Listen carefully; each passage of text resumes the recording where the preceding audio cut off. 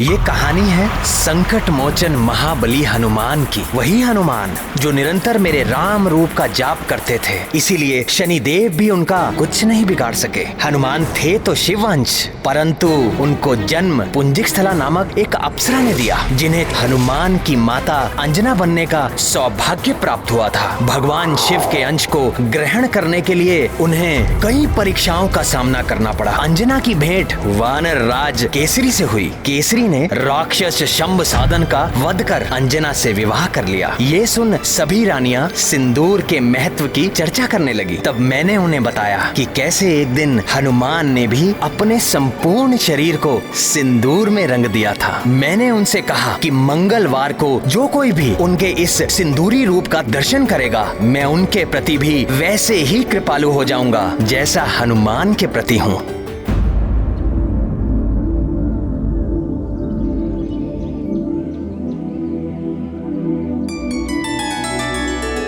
संतान प्राप्ति अस्तु।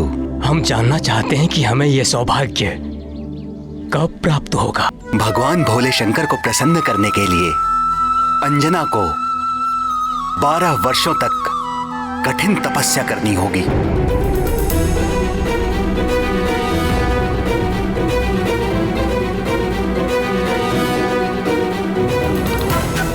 यहां से दक्षिण में त्रिलिंग देश में वेंकटाचल नामक पर्वत है, जिसे वाराह क्षेत्र भी कहते हैं। भगवान श्री विष्णु के तीसरे अवतार श्री आदि वाराह ने पृथ्वी का उद्धार करने के पश्चात उसी स्थान को अपना सतत निवास स्थान चुन लिया था।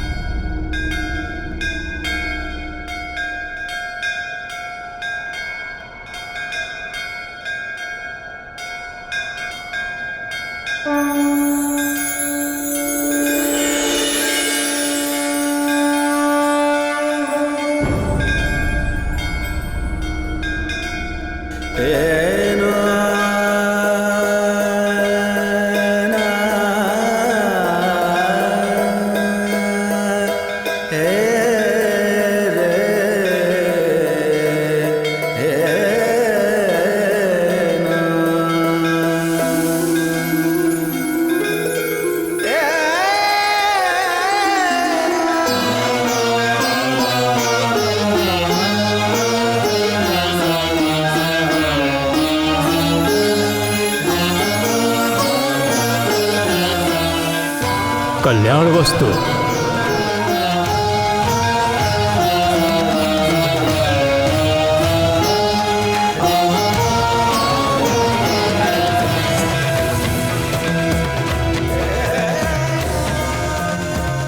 उसके उपरांत आकाश गंगा तीर्थ में स्नान करके तपस्या आरंभ करना। भगवान उमाकांत अवश्य कल्याण करेंगे।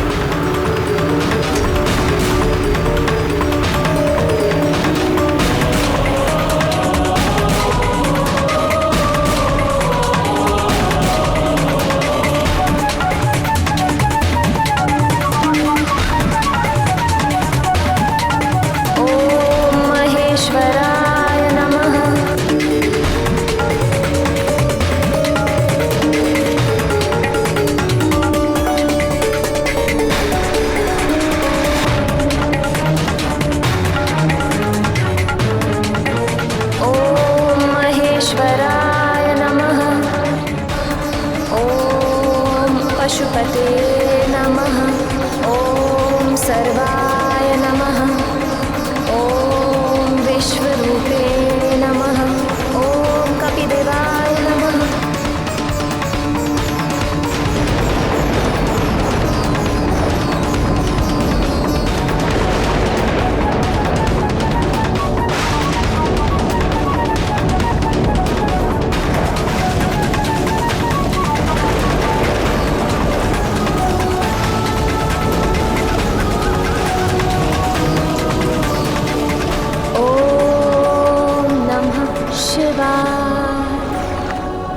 ॐ नमः शिवाय। ॐ शिवाय।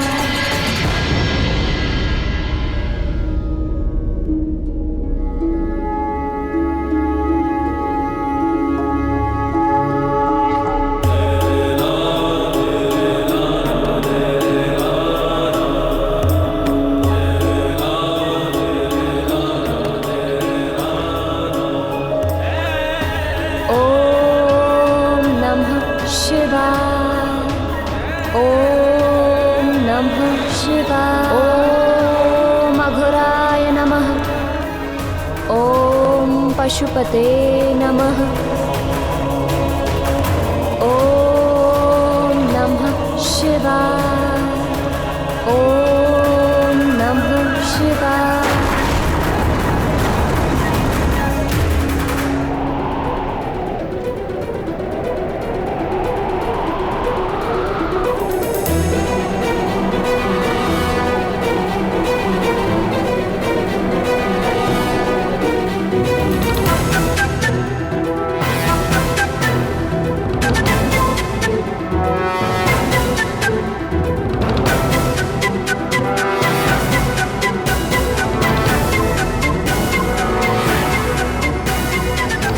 ॐ नमः शिवाय।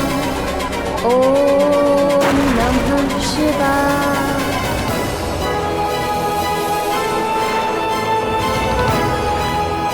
ॐ पशुपते नमः। इसी प्रकार कठोर तप करते हुए 12 वर्ष व्यतीत हो गए। अंजना की इस घोर तपस्या को देख देखकर करुणामयी जगत जननी भगवती पार्वती का हृदय निरंतर पसीजता रहा, किंतु कैलाशपति भगवान आशुतोष अपनी समाधि से बाहर आने का कोई संकेत तक नहीं दे रहे थे। अंततः सत्व मूर्ति शैल पुत्री का धैर्य छूटने लगा।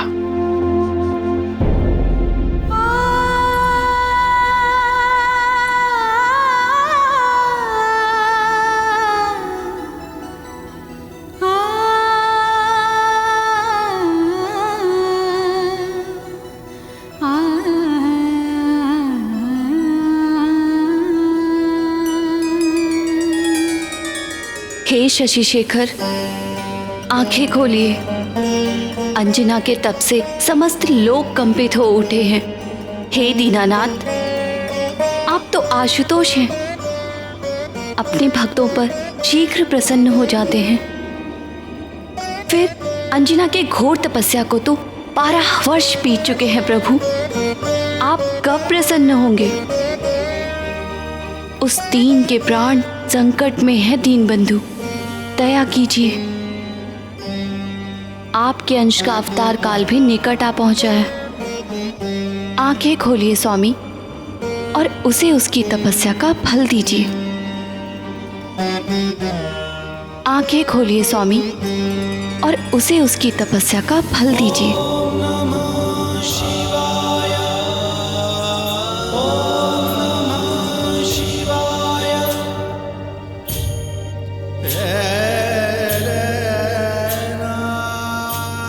अभी नहीं करुणामयी, अभी एक परीक्षा शेष है।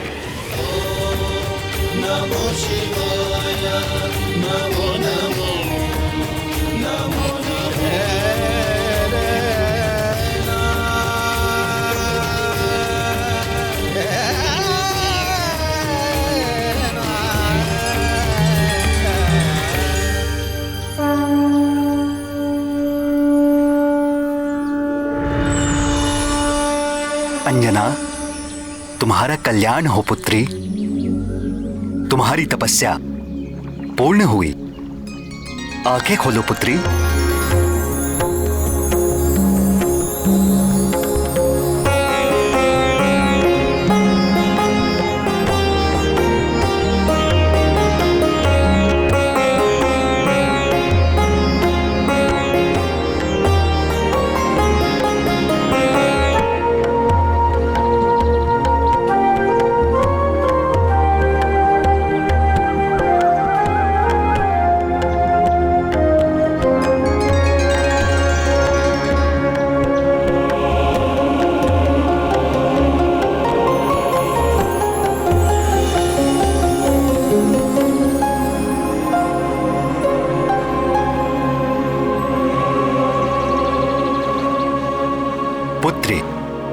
आगामी श्रावण कृष्ण पक्ष की त्रयोदशी को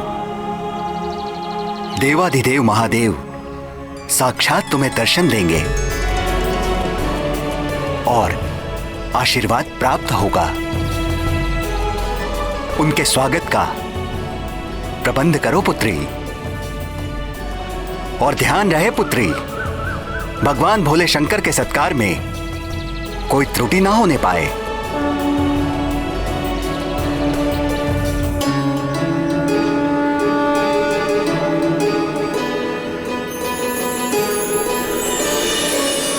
जब ब्रह्मा जी की 100 दिव्य वर्षों की आयु पूर्ण हो जाती है तो मैं प्रलयकालीन संवर्तक सूर्य बनकर अपनी प्रचंड किरणों से समुद्र, पृथ्वी और प्राणियों के शरीर से सारा जल सोख लेता हूं। जब समस्त ब्रह्मांड दहकने लगता है तो मैं ही प्रलयकालीन मेघ के रूप में सहस्रों वर्षों तक मोटी मोटी धाराओं से इस समस्त ब्रह्मांड को जलमग्न कर देता हूं। तब पृथ्वी जल में विलीन हो जाती है, जल तेज में, तेज वायु में, वायु आकाश में और आकाश अहंकार में लीन हो जाता है, अहंकार महतत्व में और महतत्व मूल प्रकृति में लीन हो जाता है। उस अवस्था में जब समस्त जीवों और देवताओं के साथ वेद और ब्रह्मा भी मुझ में समा चुके होते हैं तो इस सृष्टि का उस प्राकृत प्रलय में लोप हो जाता है। फिर नवीन सृष्टि का समय आने पर मैं समस्त सृष्टि के तत्वों व उनकी एकता के द्वारा एक विराट शरीर की रचना करता हूं। उसी विराट शरीर की नाभि से नवीन ब्रह्मा प्रकट होते हैं।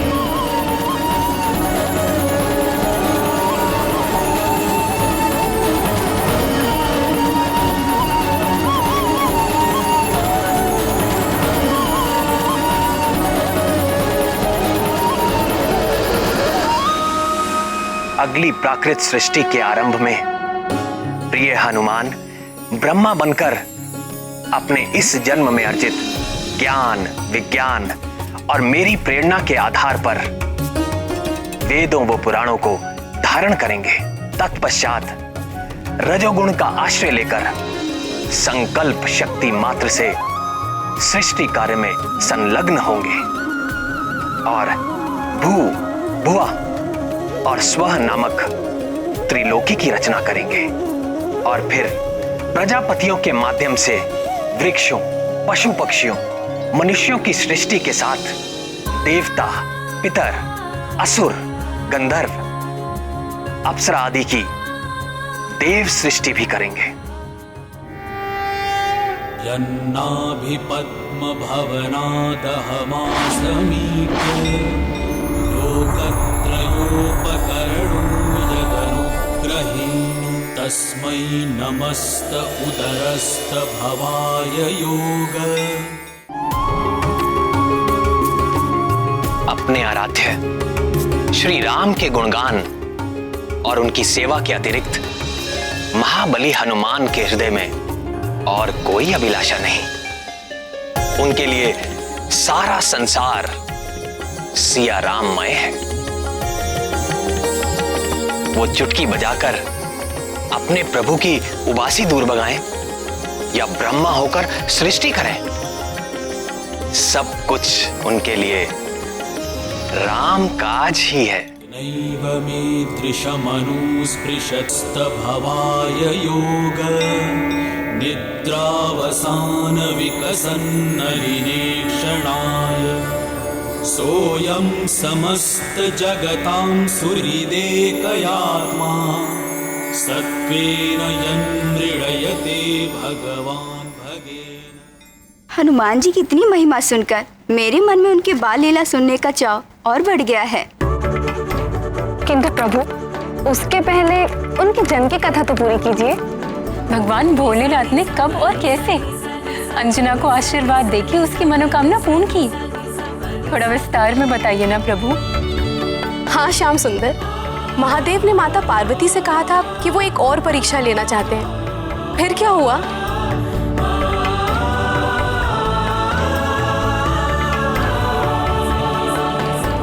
अंजना और केसरी को कहाँ ये ज्ञात था?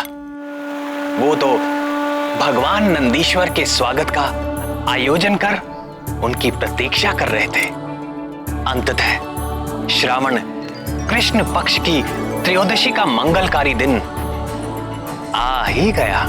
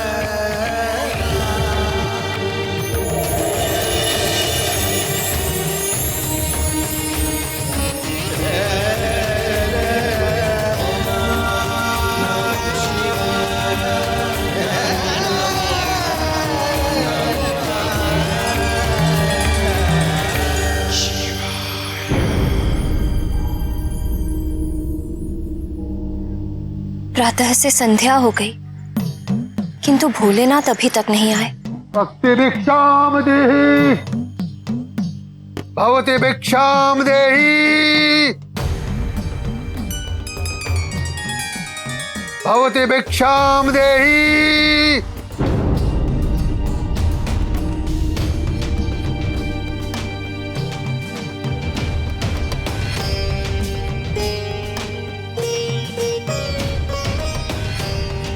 भवति भिक्षाम देहि।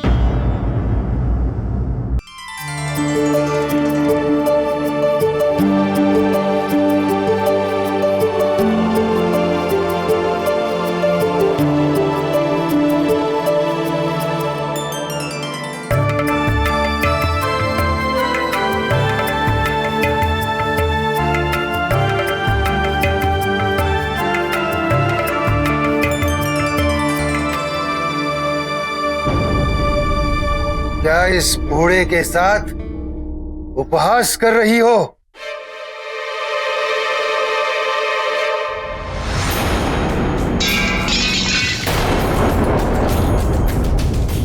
तेरे आधे दांत टूट चुके हैं, आधे दांत सड़ चुके हैं।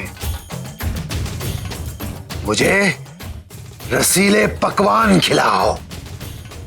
रसीले पकवान? ऐसे अनजान बनने का नाटक मत करो।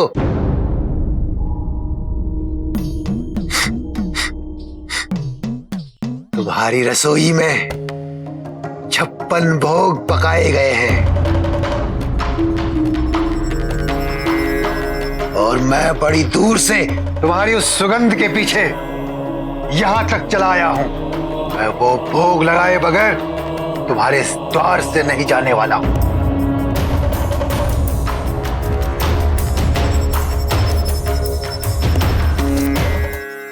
क्षमा करें बाबा, आज हमारे घर में एक विशेष अतिथि आने वाले हैं और ये सारा आयोजन उनके स्वागत के लिए किया है। तुम कह रहे हो कि मैं अतिथि नहीं हूं? मैं बूढ़ा, दरिद्र, करूप हूं, इसलिए वो अतिथि नहीं होता जिसको न्योता देकर बुलाया जाए। अतिथि वही होता है जो बिना बुलाए किसी भी तिथि में चला जाए। नहीं नहीं बाबा, मेरी बात का अर्थ यह था कि ये सब हमारे इष्ट नहीं, अनिष्ट होगा तुम्हारा। मेरे समान बूढ़े दरिद्र भूखे को भोजन न करा के कोई भी इष्ट प्रसन्न नहीं होने वाला। बोलो, कराते हो 56 भोग? तो मैं चला।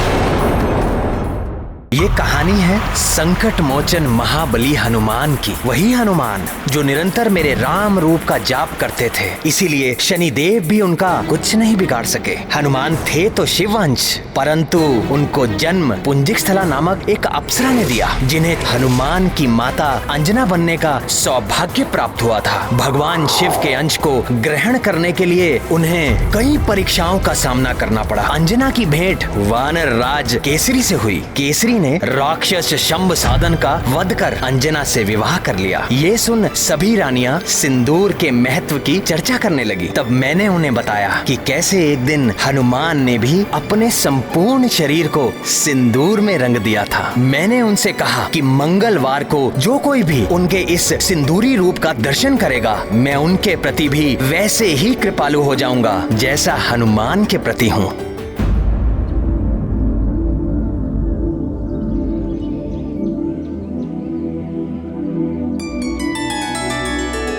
संतान प्राप्ति अस्तु।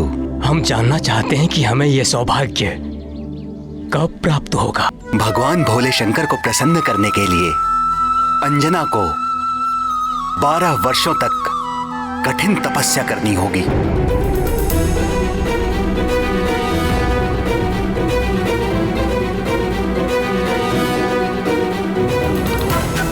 यहां से दक्षिण में त्रिलिंग देश में वेंकटाचल नामक पर्वत है, जिसे वाराह क्षेत्र भी कहते हैं।